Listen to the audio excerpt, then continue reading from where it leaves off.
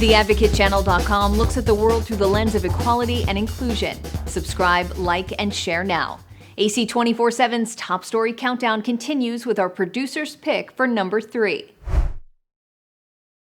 From gaming consoles to TVs, smartphones, and tablets, children and teens spend a lot of time watching screens. Most children, school-age children, are spending in excess of 7 hours a day on screens. Wendy Palmer with Children's Healthcare of Atlanta's Strong for Life says recommended screen times vary based on a child's age, but for those old enough to go to school, less than 2 hours a day is the recommendation. Screen time, when it is excessive, can impact sleep, it can impact physical activity, and most recently, the clearest evidence is really looking at the impact of excessive screen time on youth mental health. To limit summer screen time, Palmer says to keep some school year routines in place. Set screen-free zones, especially in bedrooms or on short car rides. Use that time to talk to each other instead. Make a commitment to having no devices at dinner. That goes for parents too.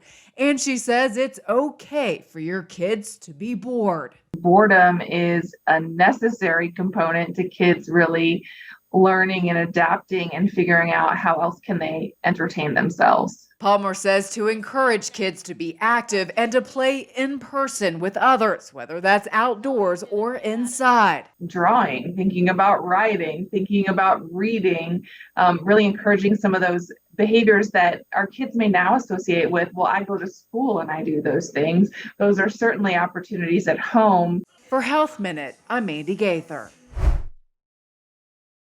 Like the Advocate Channel on Facebook for the best way to get updates on stories that advocate for equality, justice, our rights, and more.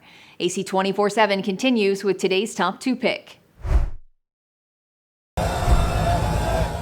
Appearing in court with the former president today, attorneys Todd Blanche and Chris Kise, 2 lawyers seen as well-respected, but maybe not the dream team Donald Trump seems to be looking for. What's missing on this team is a lead trial lawyer who is accustomed to standing up in front of Florida juries and leading the defense of high-profile criminal cases. Blanche is expected to be the lead attorney in the Mar-a-Lago documents case for now, but he's only been on Trump's legal team since April, when he was hired in the Stormy Daniels hush money case in New York. We're going to fight it hard. Chris Kise is a former Florida Solicitor General who's closely tied to some of the state's top Republican politicians.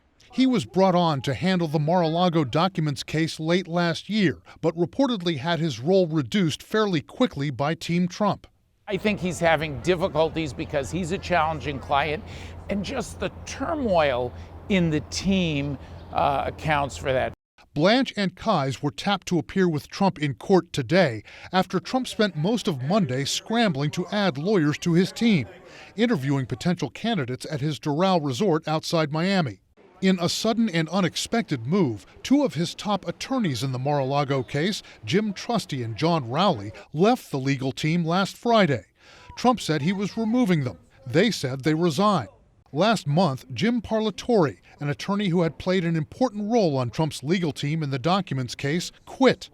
Parlatore told CNN it wasn't because of the case or the client, but because Trump aide Boris Epstein, who's coordinating the legal team, undermined him. Had really done everything he could to try to block us, to prevent us from doing what we could to defend the president. He served as kind of a filter to prevent us from getting information to the client and getting information from the client. In my opinion, he was not very honest with us or with the client on certain things. In response, a spokesperson for Trump told CNN Parlatore's statements regarding current members of the legal team are unfounded and categorically false. Infighting and chaos in Trump's legal circles is nothing new, analysts say, and it's often due to a client who's notorious for not listening to legal advice. You have a client who is very strong-headed, who expects things from his lawyers that they cannot deliver, who, after his many decades of entanglement with the legal system, often appears to believe he knows better than his lawyers. Follow the Advocate Channel on Twitter and Instagram to stay updated on stories that matter every day. Here's our #1 story of the day. Take a look.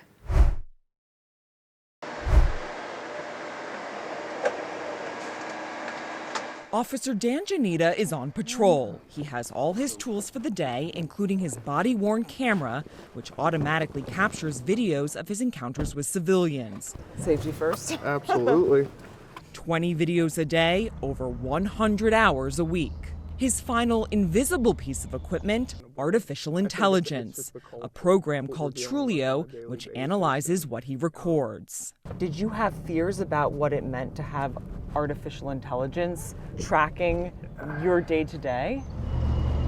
I did have apprehensions. It is AI. Technology can sometimes have drawbacks. It's not perfect. Yeah. But at the same time, I've seen things play out enough where technology has helped us. And that is what Trulio's co-founder and CEO, Anthony Tassoni, is aiming for. We started Trulio after George Floyd was murdered in May of 2020. How do we prevent this from happening again? What percentage of body camera footage gets reviewed now? A fraction of 1%. And Trulio could look at what percentage of body cam video? 100%. The AI was trained by humans to detect 5 million key terms. I got him in the yard. Like profanity, noncompliance, as well as professional language or explanations. The goal is detecting early problematic police behavior before it turns deadly. I get an email alert every day at 6 o'clock. Dan Janita's chief, Ken Truver of Castle Shannon PD in Pennsylvania, has been using Trulio for a year. He's also an advisor. These are the key words that you put in. They are. So stop resisting, custody, arrest, anything to do with a pursuit. I'm looking for high-risk things. Trulio transcribes entire encounters from body cameras, but pinpoints the exact moments that need review. Stop resisting. Just relax. Just relax. Just relax, actually.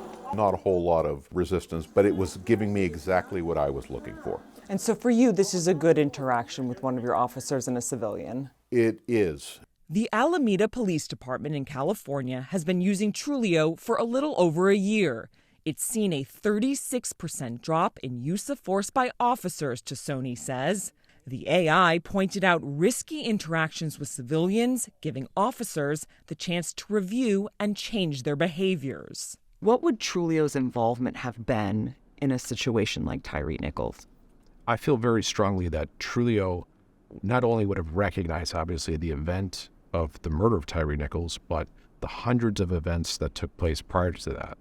I believe Trulio would have prevented the death of Tyre because it would have detected the deterioration in the officer's behavior years prior. There are 18,000 police departments in the U.S. Just 20 are using Trulio, with 20 more signing on this year, including Aurora PD in Colorado. It will be an early warning system that will help save careers and ultimately maybe even save lives. In 2019, 3 Aurora police officers were charged with the death of Elijah McClain, using excessive force during his arrest. If we see just a little change in the officer's performance, we'll be able to actually intervene early on, get them help, get them counseling, get them training, do whatever it takes to get back on the right track. Back in Castle Shannon, Chief Truver says the technology has only proven what he already suspected about his officers. What has this changed? Anything? No, and I don't think that's a bad thing. I want to catch something before it happens. I don't want to be reactionary. We want to be looking ahead to make sure that we stay ahead of the game, ahead of any issues, and I don't think that's a bad thing. Thanks for watching the Advocate Channel's top stories. We're on Facebook, Twitter, TikTok, and YouTube. Follow, like, and share, or check out advocatechannel.com for even more stories that advocate for you.